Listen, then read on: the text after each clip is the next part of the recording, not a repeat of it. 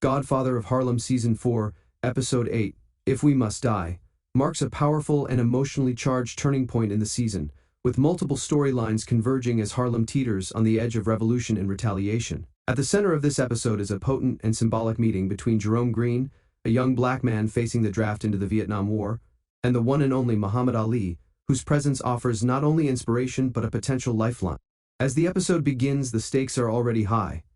Jerome, Delia's son, has just received his draft notice to serve in Vietnam. Like so many young black men of the era, Jerome is angry, conflicted, and deeply aware that the war he's being asked to fight isn't for his freedom. He sees no honor in dying for a country that doesn't see him as equal. But rather than run or comply blindly, Jerome sits on the precipice of making a life-altering choice.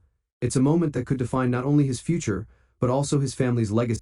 Delia, concerned for her son's safety and soul, turns to her trusted friend Bumpy Johnson for help, and Bumpy delivers in a way no one expects, by bringing in the greatest himself, Muhammad Ali, played once again by the rookie and all-American star Deric Augustine. Ali, already a controversial and magnetic figure in the fight against the Vietnam War, enters the scene with grace, charisma, and unshakable conviction. The setting is simple, a diner table overflowing with food, but the moment is massive. Jerome initially mocks the idea of someone showing up to talk him out of going to war, assuming it will be some clown preaching empty words. But when Muhammad Ali walks in with Bumpy, the entire diner lights up. Delia is stunned that Bumpy was able to pull such powerful strings, and Jerome is left speechless.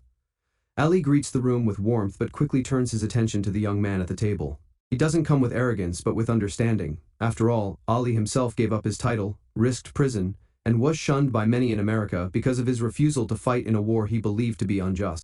Though the conversation itself is left partially unseen as the sneak peek cuts away, it's clear from Jerome's reaction that Ali's message lands. Whether it's about purpose, courage, or standing for what's right, Jerome is shaken, not by fear, but by clarity. For Delia, it's a moment of hope, the possibility that her son might find a path that allows him to live and resist. But outside the diner, storm clouds are gathering. Bumpy Johnson, still reeling from betrayal and loss, finds himself backed into a dangerous corner. Fred Straub, the ruthless real estate developer, returns with a lawsuit designed to take the St. Clair Club from Bumpy. But this time, he isn't coming alone.